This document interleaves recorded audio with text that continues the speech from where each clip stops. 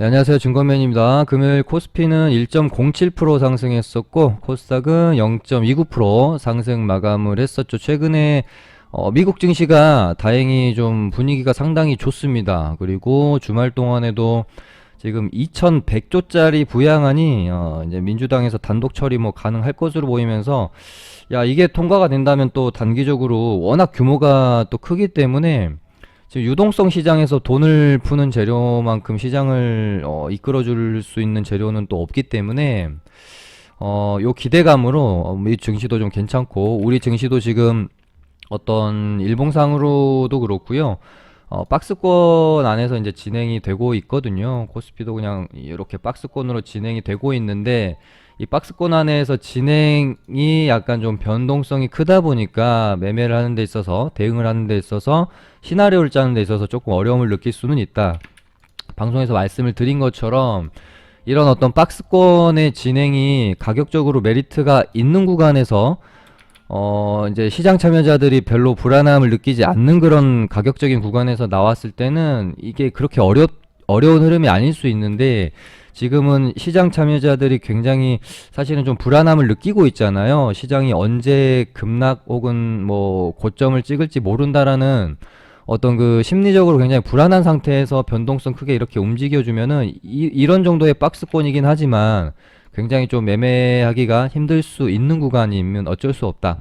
그리고 뭐 일봉상으로도 그렇고 29일날 금요일날 급락 후에 월요일날 거의 제자리를 바로 돌려놓고 화수목금 4일 동안 이렇게 이제 박스권으로 진행이 또 되는 거거든요. 횡보를 하고 있는데 이 안에서도 변동성이 사실은 굉장히 큽니다. 2.5%의 변동폭을 갖고 위아래로 거의 매일매일 한 1, 2%씩 변동성이 움직여 버리니까 조금 대응하기가 힘든 부분이 있을 수 있죠. 코스닥도 마찬가지고요. 코스닥도 요렇게 이제 이때 이제 약간 조금 그 변동성이 많이 컸던 부분 때문에 어떻게 보면 이제 시장도 어찌됐건 시장이 한번 꺾이게 되면 종목들도 대부분 흐름을 만들어 가다가 추세가 많이 꺾이게 돼요. 그리고 나서 그러니까 이 종목들이라고 해서 아무리 뭐 테마주라고 해서 시장 영향을 안 받을 수 없기 때문에 얘네들도 시장이 하락을 하면 그런 매물들을 다 받을 수가 없습니다. 그래서 흐름 만들어 가다가 한번 접고 시장이 회복을 하면은 이 종목들도 다시 제자리를 찾아가는 어떤 시간이 걸려요. 과정이 필요합니다. 그리고 나서 다시 제자리를 갖다 놓고 이제 뉴스나 뭐 이런 부분에 따라서 먼저 흐름을 이어가는 경우가 많기 때문에, 일단 시장이 이런 식으로 과하게 한번 꺾여 버리면 어떤 그 제자리를 찾아가는 시간적 흐름이 필요하다. 여기서 뭐 이런 식으로 예를 들면 막 이렇게 V자 반등으로 뭐 이틀 3일 만에 다시 빠르게 제자리를 회복해주고 이런 흐름은 나오기가 힘들죠. 그래서 항상 급락 후에 다시 제자리를 찾아갈 때는 이런 식으로 어떤 그 횡보해주는 기간들이 항상 필요하다. 그리고 지금 그 어떤 횡보의 기간 안에 있었던 게 저번 주 거의 4일 내내 이런 어떤 박스권 흐름에 있었던 것 같고요. 그래도 다행인 것은 박스권의 하단 구간에서 자꾸 뭔가 좀 종가가 상단 구간에서 형성이 되는 느낌. 금요일도 그래도 박스권 상단 안에서 좀 종가를 마무리 시켜주는 느낌. 해서 뭐 개인적으로는 그러니까 되게 지금 중요한 변곡 포인트에 와 있다고 볼 수 있어요. 여기서 어떤 횡보 수렴 구간에서 툭 하고 이제 떨궈버리면은 920포인트 전저점까지 또 밀릴 가능성이 굉장히 크고, 여기도 못 지키면은 이런 식으로 이제 N자 하락이 나올 수가 있기 때문에 여기서 고개를 좀 들어주는 모습이 다음 주에 연출이 되어줘야 되겠고요. 뭐 개인적으로는 하락보다는 상승 쪽으로는 좀 더 가능성을 크게 좀 보고 있는 상황이고, 다만 마음에 조금 걸리는 것은 항상 시장이 긴 연휴를 앞두고는 굉장히 질이 안 좋아지는 경향성을 많이 보였기 때문에 다음 주 월, 화, 수 이렇게 3일은 조금 타이트하게 시장을 보면서 대응에 대한 시나리오도 짜시고 평소보다 조금 더 집중을 해주시는 그런 좀 한 주가 되어야 될 것 같다라는 생각입니다. 그러면은 금요일날 강세 종목들 한번 살펴보겠고요. 일단은 풍력 관련주는 조금 오후장에 반등이 나왔었기 때문에 살짝 좀 뒤로 밀어놓고요. 일단은 저번 주는 사실 뭐 매매를 할 만한 대장 테마라고 할 게 애플카 정도랑 뭐 쿠팡 나스닥 상장 재료 가지고 뭐 동방이랑 뭐 인터파크 뭐 이 정도 매매할 만했던 것 같고, 애플카 이제 관련주들도 지금 주말 동안에 이 이제 뉴스를 안 짚고 넘어가길 수가 없겠죠. 지금 애플 쪽에서 약간 좀 심기가 좀 불편해진 것 같아요. 협상을 잠정 중단하는 것처럼 이제 일단은 보도가 주말 동안에 굉장히 대대적으로 보도가 되어졌고요. 요거 관련해선 제가 옛날에 뉴스 다뤄드릴 때 한번 막 그 애플카가 형성이 됐었던 시점에서 조금 지났으니까 아마도 한 2주, 3주 전 정도 됐던 것 같아요. 그때 제가 한참 시장에서 거의 이제 애플이랑 현대기아차랑 하는 것처럼 할 때 제가 그냥 참고 정도로만 해볼 뉴스로 제가 지금 지워가지고 사라졌는데, 참고 정도는 그래도 우리가 항상 긍정적으로 좋은 테마가 생기면 긍정적으로 매매를 해줄 필요는 있지만, 그 안에서 그래도 항상 긍정적인 부분과 우려스러운 부분들, 이런 부분이 혹시 악재가 된다면 될 수 있지 않을까라고 항상 생각들을 굉장히 여러 가지로 열어놓고 매매를 하시는 게 되게 중요하거든요. 그래서 정말 거의 뭐 될 것처럼 저번 주도 그랬고요. 그래서 방송에서 제가 뉴스 하나 좀 가지고 왔었고, 이때 당시에 뭐 이제 애플과 현기차가 거의 1대1 식으로 미팅을 하고 이제 협상을 하는 것처럼 다뤄졌지만, 사실상은 애플이 뭐 현기차에만 어떤 그 현기차랑만 협상을 하고 있었던 건 아니었고, 어떤 그 제안은 여러 기업한테 한 6개 정도 기업한테 해놓은 걸로 이때 당시에 좀 파악이 됐고 있었어서, 이 부분도 제가 방송 통해서 말씀은 한번 드렸었습니다. 그러니까 주말 동안 뉴스 보니까 지금 일본의 뭐 어떤 기업과 지금 현기차와 어떻게 보면 조금 이렇게 저울질을 하고 있는 상황으로 뭐 보도가 좀 됐었던 것 같고, 이거랑 또 관련해 가지고 이 애플이라는 기업이 어떤 거래를 실제적으로 거래가 되는 기업들도 그렇고, 뭐 이제 협상 단계에서 이런 것들에 대한 어떤 비밀 유지에 대해서 거의 뭐 정말 병적으로 굉장히 싫어해요, 이 애플이라는 기업이. 그래서 지금도 애플과 뭐 어떤 그 협력 관계로 있는 기업들 중에 이거 이제 자기들이랑 계약을 맺었다라는 점을 비밀을 유지해야 되고, 이걸 어길 시 뭐 이제 벌금을 내는 것처럼 조항까지 해가지고 뭐 이렇게 계약서를 쓰는 경우도 굉장히 많다고 할 정도로, 이제 이 애플이라는 기업이 이런 부분에 대해서 그러니까 뭔가 결정되기 전에 이런 것들이 새 나가는 것들, 결정이 되고 나서도 비밀 유지하는 데도 많다고 하더라고요. 이 부분에 대해서 조금 병적으로 집착하는 경향이 있는데, 굉장히 좀 싫어할 만하게 지금 뭐 거의 지금 딜이 마무리되는 것처럼 떠들어댔으니, 이 부분에 대해서 조금 주의를 주는 게 아닌가, 저는 개인적으로 그렇게 보고 있고, 뭐 물론 완벽하게 지금 이제 던 딜이 된 것은 아니잖아요. 그래서 우리도 지금 어떻게 과하게 주가가 오른 부분에 대해서 조금은 한 템포 쉬어갈 수 있는 그런 어떤 뉴스가 나온 것 같고, 일단은 모르겠습니다. 이 뭐 딜이 깨진 게 아니고요. 일단은 그냥 잠정 중단 정도, 약간 그냥 심기가 조금 불편했던 정도이지 않을까, 저는 그렇게 보여져서. 혹시 뭐 이제 월요일 날 뭐 개파락이 나올 수는 있겠죠. 근데 어찌됐건 재료가 완전히 소멸되는 것이 아니라면, 완전히 뭐 깨지고 애플이 뭐 예를 들면 뭐 일본의 어떤 기업이랑 혹은 다른 어떤 기업이랑, 현기차가 아닌 기업이랑 애플카를 하기로 했다, 이렇게 뉴스가 완전히 이제 확정 보도되기 전까지는 개파락을 좀 하거나 주가 하락이 조금 있을 수 있더라도 실망 매물은 나올 거니까요. 뭐 아주 그렇게 큰 뭐 하락보다는 잠깐 하락했지만 결국에는 다시 조금 회복할 수 있는 기회, 그렇게 되면 혹시 이제 높은 가격에 갖고 계신 분들 입장에서는 그래도 대응 혹은 짧게 손절할 수 있는 기회 정도는 충분히 주지 않을까 저는 개인적으로는 그렇게 보고 있고요. 뭐 구형테크 같은 종목들도 이제 조금 위치가 높긴 한데 그래도 다행히 금요일날 음봉으로 끝이 났기 때문에 여기서 뭐 조금 더 떨어진다고 해도 뭐 개파락 뭐 했다가 이런 식으로 일단 양봉으로 차오르는 그림 정도가 제 머릿속으로는 일단은 조금 그려지거든요.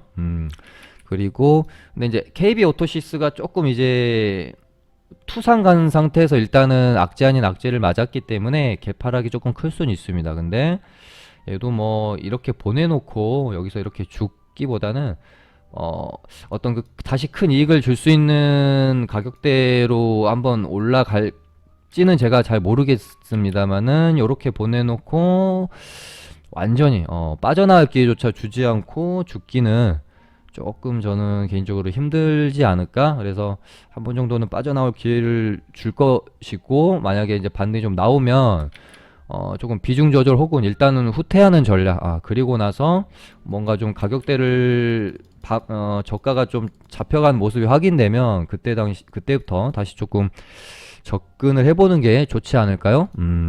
항상 아무리 긍정적으로 우리가 보고 있고 뉴스 자체가 뭐 페이크일 수도 있고 해도 항상 그 일단은 노이즈가 생기면 피해가는 게 항상 산책이다.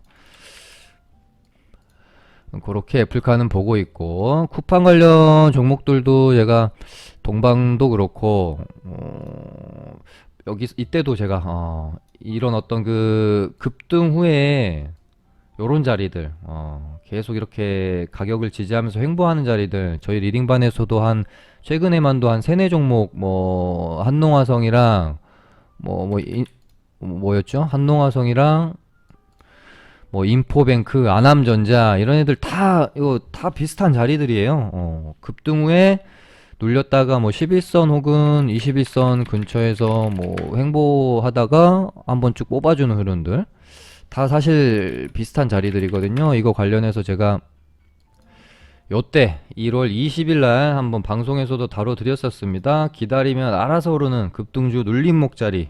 근데 이때도 말씀드리지만 자리가 중요한 게 아니라 종목과 이 종목이 어떤 재료를 가지고 있느냐.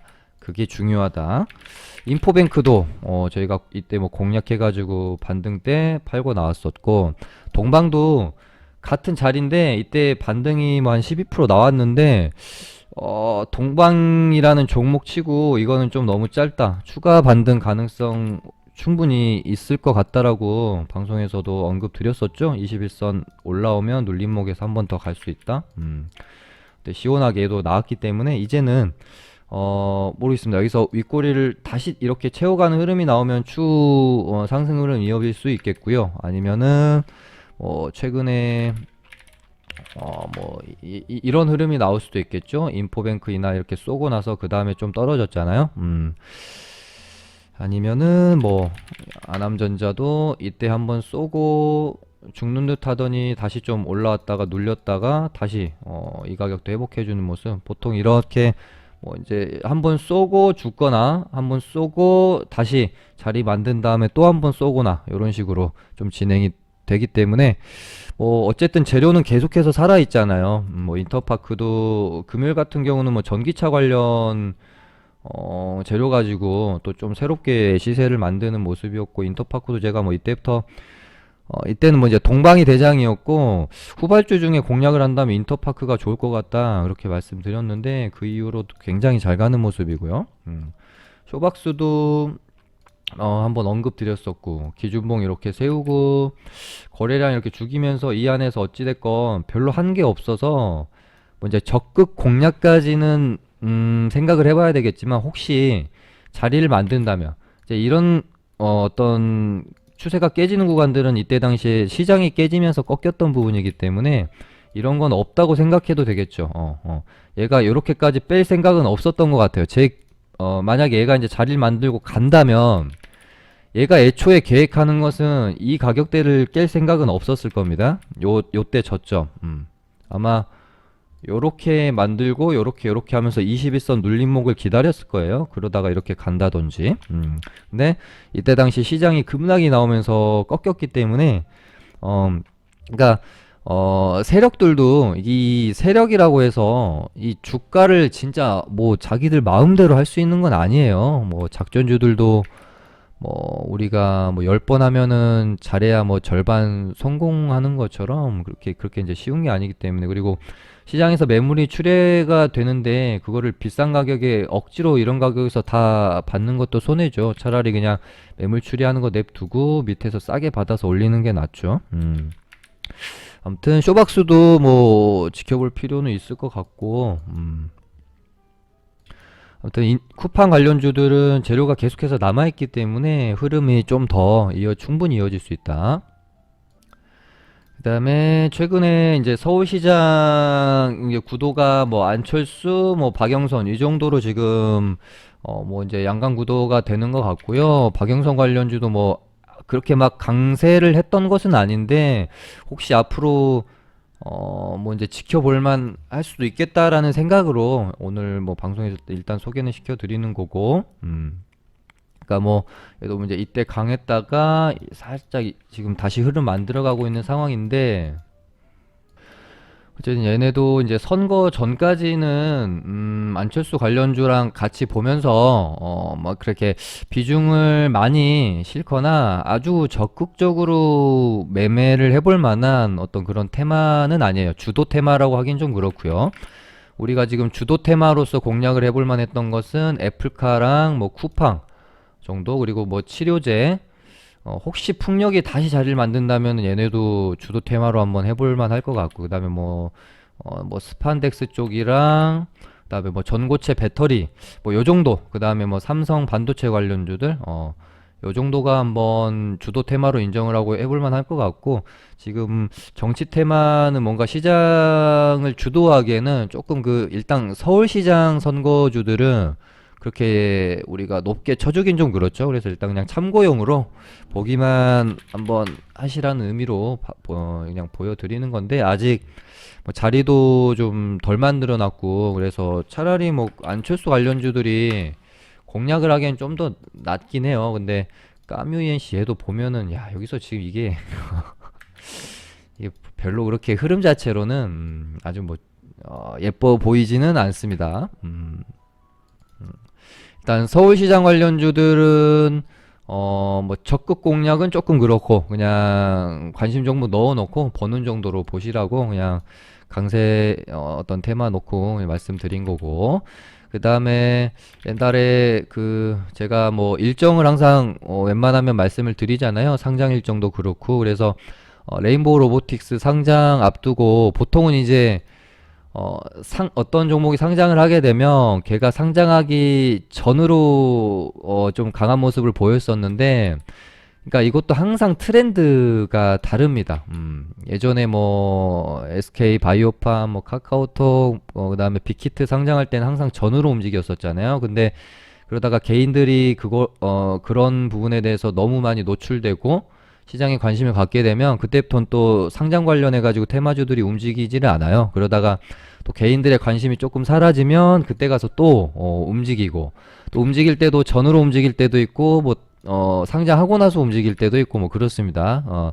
레인보우 로보틱스는 제가 언급을 한번 전에 드렸었던 것 같고, 그리고 레인보우 로보틱스를 떠나가지고 저번 주 뭐 계속 행보장이었고 시장을 막 이렇게 거래대금을 집어삼키면서 주도했던 테마도 별로 없고, 그리고 금요일 날도 장이 그냥 조금 그렇잖아요. 목요일도 그렇고. 그러다 보니까 신규 상장주들이 되게 좀 강한 모습을 보였었고, 레인보우 로보틱스 따라서 뭐 로보로보나 로보스타도 움직임이 좀 있었습니다. 그리고 치료제 관련주들 일단 셀트리온 아까 뉴스가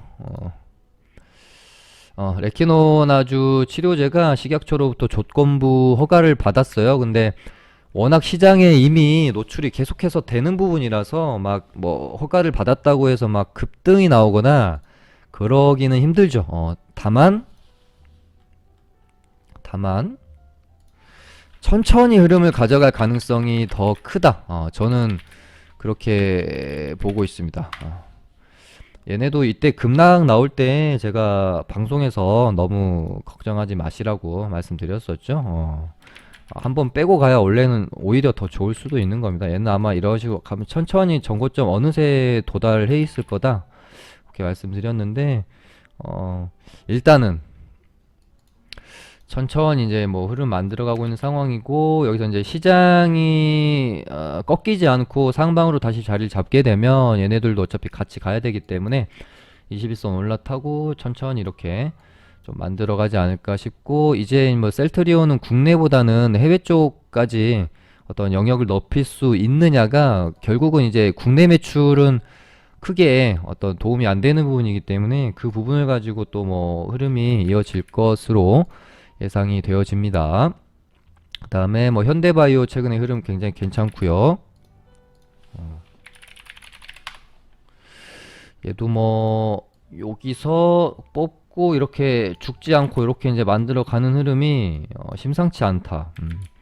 그렇게 되면은 대웅도 현대바이오가 이렇게 가고 있는데 대웅이 좀 움직임이 좀 더뎌서 얘가 이렇게 죽을 애가 아닌데라는 생각이 저도 계속해서 들거든요. 근데 지금 국내 어떤 뭐 셀트리온이나 녹십자 이렇게 비하면은 조금 그 임상에 대한 기대치가 살짝 좀 떨어지는 것은 사실이긴 해요. 근데 야, 그래도 시장을 이렇게 주도했던 앤데 현대바이오랑 같이, 그리고 현대바이오를 제끼고 대장도 오랫동안 했었고 때때로, 야, 얘가 이렇게 죽을 것 같진 않은데 뉴스 하나만 좀 나와주게 되면은 얘도 현대바이오처럼 상한가 하나 뽑아주는 흐름도 충분히 기대할 수 있다라고 개인적으로는 봅니다.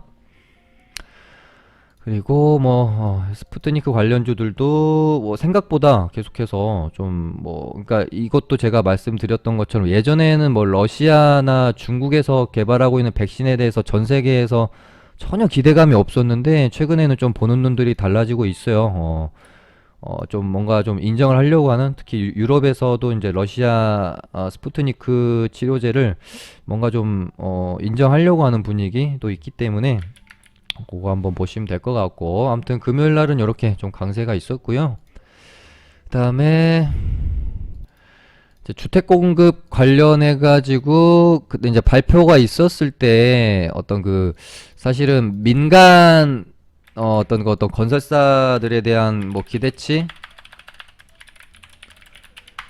있었는데, 사실은 발표되고 나서 보니까 이제 뭐 토지공사랑 주택공사에서 하는 것처럼 나와가지고요. 건설주들이 그렇게 기대만큼 좋은 모습은 아니었던 것 같아요. 조금 실망감이 이제 반영이 되는 거겠죠. 그래서 오히려 그러니까 뭐 시멘트 관련주나 페인트 관련주나 뭐 이런 쪽이 좋을 수도 있겠다. 그런 정도 생각 갖고 있지만, 어쨌든 이 주택 공급 관련 재료 자체가 뭐 시장을 막 주도하고 이럴 만한 재료라고 보기는 저는 개인적으로 좀 힘들어서, 일단 뭐 그냥 보고 있는 건 NX 정도. NX는 뭐 워낙 종목의 움직임도 좋았고, 일단은 종목 자체가 되게 좀 젠틀해서요, 움직임이. 근데 대신에 3파동이 다 나온 거일 수도 있기 때문에 혹시 얘가 한 2,000원 정도까지 떨어지면은 한번 공략은 한번 해볼만 하겠다. 그런 생각으로 지금 지켜보고 있고, 그 다음에 이제 그나마 최근에 형성된 테마 중에는 스판덱스가 좀 괜찮은 것 같고요. 종목도 효성 TNC 되게 좀 좋게 보고 있습니다. 다만 이제는 조금 많이 좀 부담스러운 가격, 그러니까 이때 상한가가 나온 이 자리도 이미 약간 좀 횡보 구간에서 고개를 한 30%가량 추세가 상승을 한 상태에서 나온 상한가라서 조금 부담스럽다, 그런 느낌은 좀 있었어요. 얘가 만약 이런 자리에서 상한가 나왔으면 이렇게 봉이 형성이 돼도 조금 적극적으로 공략을 해볼 수 있을 텐데, 조금 고가권은 고가권이다. 그래서 뭐 위로 더 갈 수도 있겠지만 너무 무리한 추격 매수보다는 조금 조정을 기다려보는 게 좋을 것 같고요. 그다음에 아무튼 효성 그룹주들은 되게 좋은 것 같습니다. 최근에 효성화학도 좋고 효성 첨단 소재도 좋고 이 친구들은 한번 적극 공략도 한번 가능해 보겠다. 만약 조정을 준다면요. 그 다음에 최근에 우주 항공 테마들이 좀 강하죠. AP 위성도 되게 좀 이쁘게 차트 만들어 놓고 세트레가이도 좋고 뭐 켄코아 에어로스페이스도 괜찮고 뭐 비추르테크가 제일 약간 지금은 약한 것 같아요. 그래서 이렇게 세 종목 정도 켄코아랑 세트레가이 AP 위성 정도 보시면서 좀 매매를 해보시면 될 것 같은데 지금 어찌됐건 어떤 우주항공 테마가 처음 그러니까 AP 위성도 전에 처음 좀 급등이 나오면서 주목을 받았을 때가 켄코아랑 이제 세트레가이가 급등이 나왔을 때인데 이때도 제가 약간 조금 테마로 볼 수도 있지만 우리가 약간 새로운 섹터의 개념으로 볼 수도 있기 때문에 그리고 방금 뭔가 좀 굉장히 신선하다. 제 개인적으로는 굉장히 오랜만에 신선하게 다가오는 재료였어요. 그래서 앞으로 이거 조금 좋을 수도 있을 것 같습니다. 그렇게 좀 말씀을 드렸었고, 저도 어쨌든 이렇게 하나의 테마, 군 혹은 강력한 어떤 그 섹터가 하나가 형성이 되면 관련된 재료가 나올 때마다 이슈가 되면서 어떤 변동성이 생길 수가 있거든요. 그래서 그거에 뭐 관련된 뉴스 같은 것들 저도 좀 찾아봤고, 지금 화성 탐사선을 지금 아랍에미리트랑 중국이랑 미국에서 이제 보내놨던 것들이 지금 차례로 아무튼 이게 되게 어떻게 보면은 시기도 되게 조금 적절하게 테마가 형성이 됐다라는 느낌도 좀 지울 수가 없거든요. 얘네들이 지난해 7월에 거의 이제 동시에 이제 탐사선을 보냈고 뉴스마다 조금 이제 다르긴 한데 제가 파악한 바로는 아랍에미리트가 이제 9일날 도착을 할 것으로 보고 있고 중국이 10일, 미국이 18일 도착 정도로 보고 있기 때문에 이제 9일이면은 뭐 당장 지금 화요일이잖아요. 얘네는 이제 수요일이고 그리고 지금 최근에 굉장히 핫한 어떤 그 상황이고 그렇다 보니까는 뭐 혹시 이 부분을 가지고 또 뭔가 좀 재료로서 삼아질 수 있는 부분들 한번 그냥 참고적으로 한번 보시면 될 것 같고요. 그리고 일단은 주말 동안에 애플카에는 어찌됐건 이제 단기적으로 끝날 뭐 가능성을 이제 뭐 일단은 좀 더 저는 높게는 보고 있긴 하지만 어찌됐던 살짝 악재로 볼 수 있는 부분이 발생이 되어졌는데 예전에 그 LG가 전기차 이제 마그나랑 합작사 설립하고 전기차 시장에 진출한다는 소식으로 굉장히 급등 랠리를 하다가 애플카 뉴스 나오면서 얘네가 이렇게 좀 풀이 죽었던 적이 있거든요. 그래서 정말 혹시 애플카에 대한 어떤 이렇게 좀 악재가 나오고 애플카 관련주들이 좀 죽으면 LG 관련주들이 약간 좀 반사익 개념으로 움직일 수도 있다라는 생각 정도 저는 딱 들더라고요. 그래서 뭐 LG전자랑 뭐 우선주 지금 차트들을 조금 한번 봐봤어요. 뭐 관련주로 뭐 나인테크도 있었고 신성 델타테크도 있었고 사마알미늄 뭐 이런 종목들 그러니까 LG화학의 뭐 배터리 납품하는 종목들이 주로 좀 관련주로 엮였었죠. 그래서 한번 이런 종목도 혹시 움직임이 어떻게 되는지 한번 볼 필요는 있겠다. 뭐 나라 M&D도 있었고요.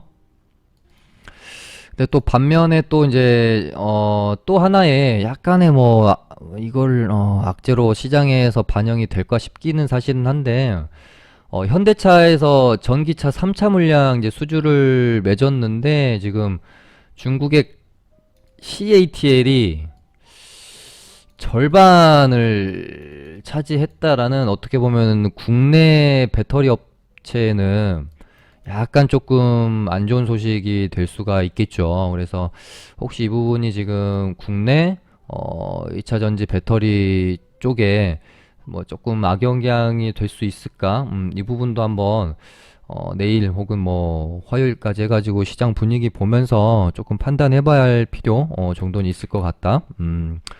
말씀드리고 오늘 이렇게 좀 맞춰보도록 하겠습니다. 감사합니다.